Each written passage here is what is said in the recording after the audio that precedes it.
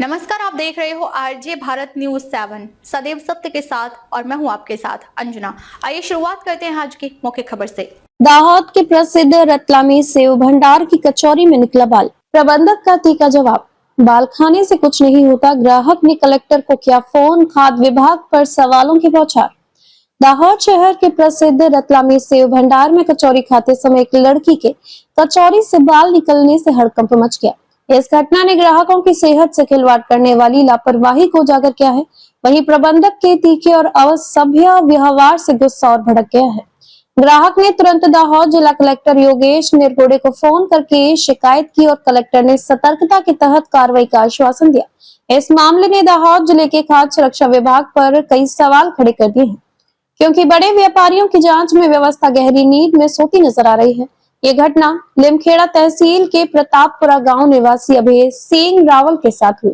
वह अपने परिवार के साथ दाहोद के प्रसिद्ध रतलामी सेव भंडार में नाश्ता करने पहुंचे थे। अभय सिंह ने कचौरी और अन्य चीजें मंगवाई थी।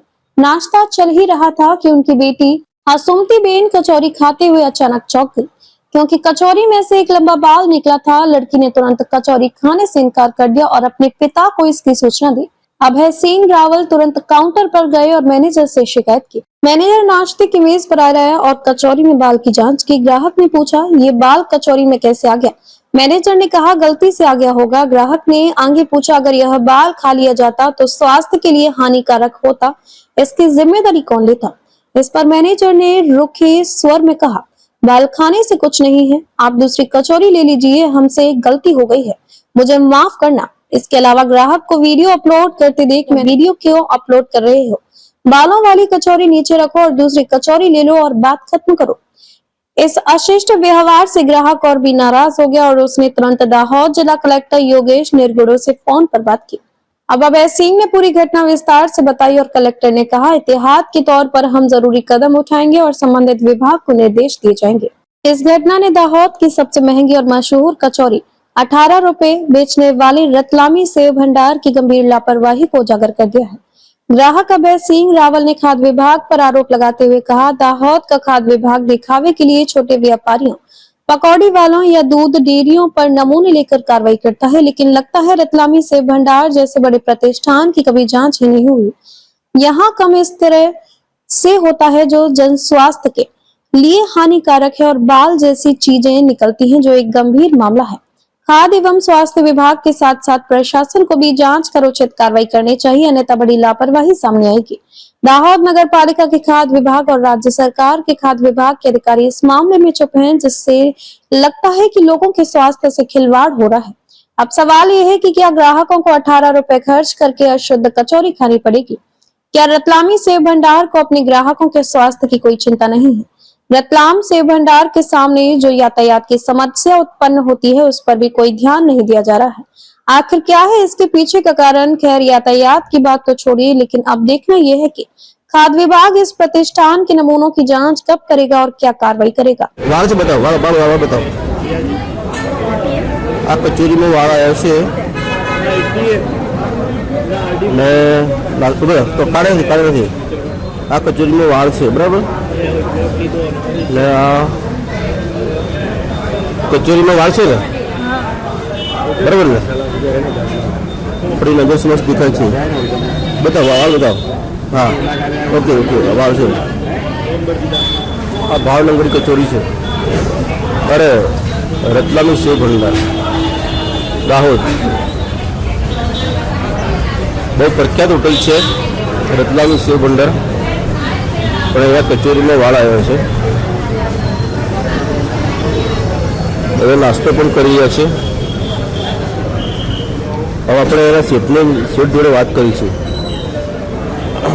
તો ઊભી રહે કશું અડકતી નહીં બરાબર ચાલ બાબુ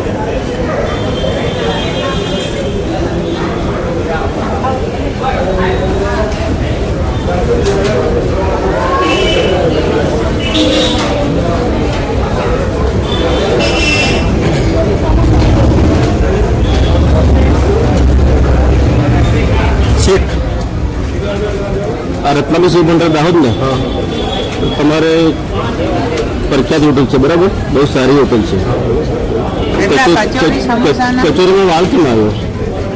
તમે આવો સીટ જોઈ લો હમણાં આવો આ બાજુ 2 મિનિટ આવો સીટ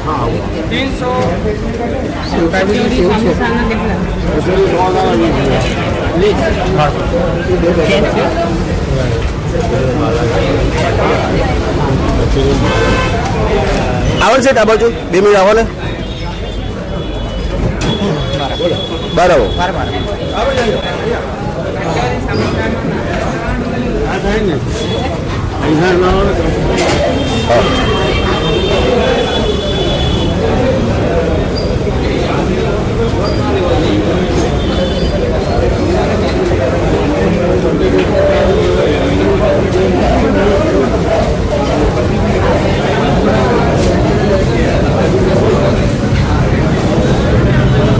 આ સીટ કચોરી જુઓ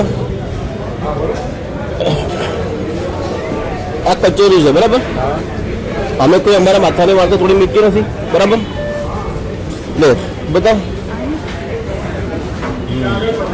જો આ વાળ છે સીટ બરાબર તો તમારી સીટ આટલી પ્રખ્યાત હોટલ છે બરાબર દાહોદની અંદર હું વિડીયો લઈ રહી છું સીટ આ તમારી આટલી પ્રખ્યાત હોટલ છે બરાબર આવી તો વાળ કેમ આવે સીટ ભૂલથી આવી ગયો ખરેખર આવવાની જોઈએ ને શું નામ તમારું આ પણ છે વાળ આવી એના માટે જવાબદાર કોણ કોઈ જાન કોઈ શરીરને આરોગ્ય નુકસાન થશે તો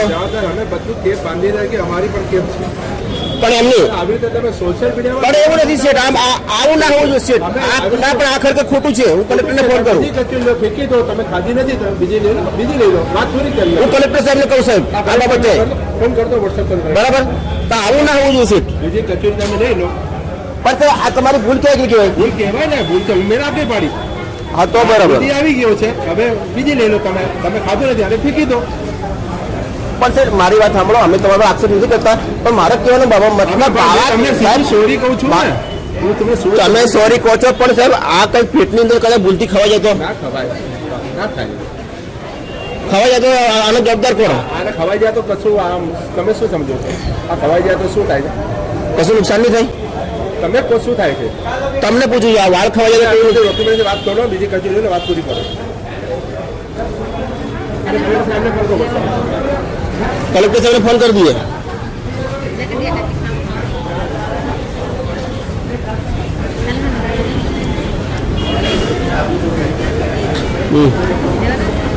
કયું વાર કઈ વાર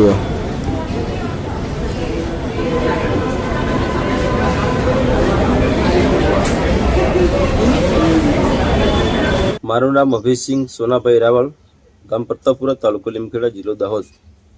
હું ગઈકાલે દાહોદ ઝાડસમાં મારા પુત્રને લઈને ગયો હતો સારવાર કરવા માટે.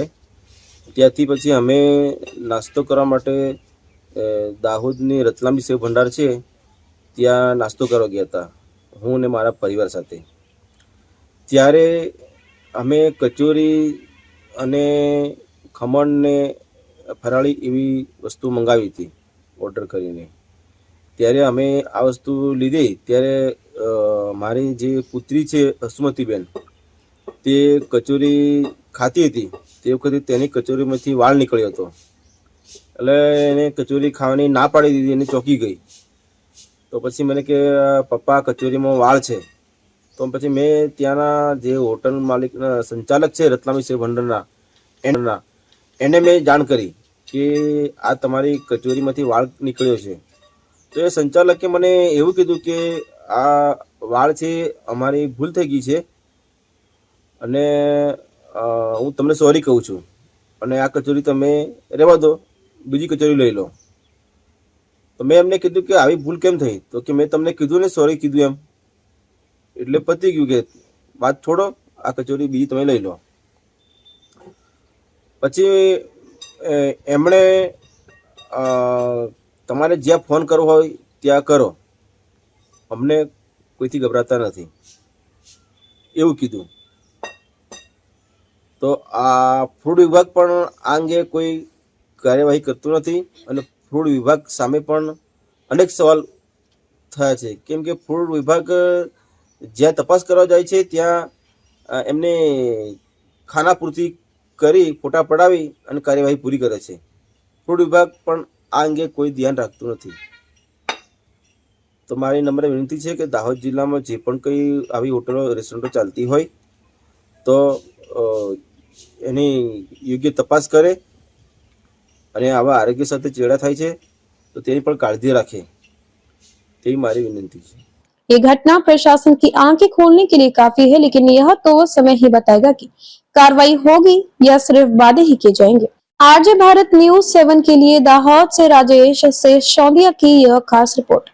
खबरों में अब तक के लिए फिलहाल इतना ही। फिर होगी आपसे मुलाकात ऐसी ही कुछ खास खबरों के साथ। तब तक के लिए आप देखते रहिए आरजे भारत न्यूज 7। अगर आपने हमारे YouTube चैनल को सब्सक्राइब नहीं किया है तो आज ही सब्सक्राइब करें और बेल आइकन को दबाना ना भूलें। साथ ही हमारे Facebook पेज और Instagram को भी फॉलो करें ताकि ऐसी ही खबरें सबसे पहले आप तक पहुंचे। धन्यवाद।